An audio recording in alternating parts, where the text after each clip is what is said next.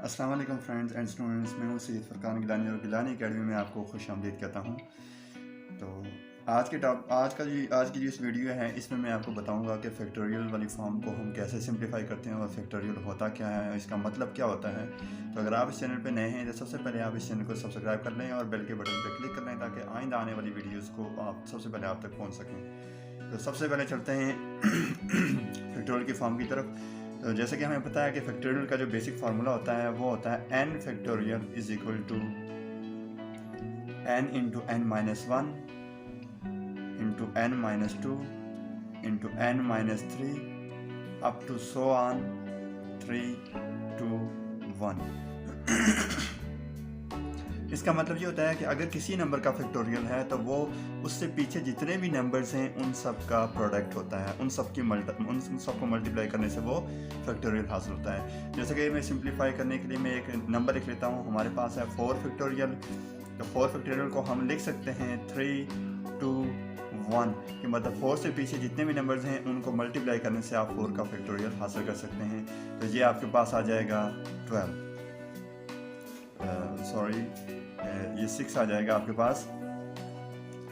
अब उसके बाद 6 को ले लेते हैं। 6 फैक्टोरियल है तो यहाँ पे आप 6 के पीछे जितने भी नंबर हैं उनको मल्टीप्लाई करके इस नंबर को हासिल कर सकते हैं। 6 5 4 3 2 1। अगर इन सब को आप मल्टीप्लाई करें तो आपके पास ये 720 आ जाएगा। तो इस तरह से ये फैक्टोरियल की फॉर्म को आप सिंप्लीफाई कर सकते हैं। लेकिन हमने अक्सर किताबों में पढ़ा है और हम सुनते भी आए हैं कि 0 फैक्टोरियल इज इक्वल टू 1 होता है।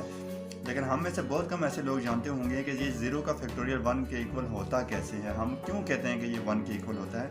आज उसका मैं आपको लॉजिक बताऊंगा कि इसको हम 1 के इक्वल क्यों लिखते हैं। तो जैसे कि हमारे पास एक फार्मूला होता है n factorial is equal to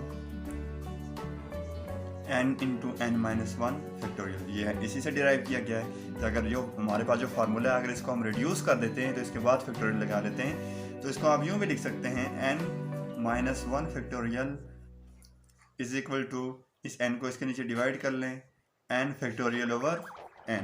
तो यहाँ पे हम n की वैल्यू को 1 पुट कर लेते हैं, put n is equal to 1। आप यहाँ पे देख सकते हैं जब इस रिलेशन में हम n की वैल्यू को 1 पुट करते हैं तो हमारे पास आ जाता है 1 minus one factorial is equal to 1 factorial over 1। तो 1 माइनस वन क्या आपके पास आ जाएगा 0 फैक्टोरियल इज इक्वल टू 1 का फैक्टोरियल 1 ही होता है। तो 1 ओवर 1 जो कि किसके इक्वल होगा 1 डिवाइडेड बाई 1 के इक्वल होगा। तो इससे हमें ये क्लियर हुआ कि जो 0 का फैक्टोरियल हम 1 क्यों कहते हैं। इसके बाद हम चलते हैं एक और टॉपिक की तरफ कि अक्सर हम ये यूज़ करते आए हैं कि किसी भी चीज़ की पावर जब 0 होती है तो वो 1 के इक्वल होती है।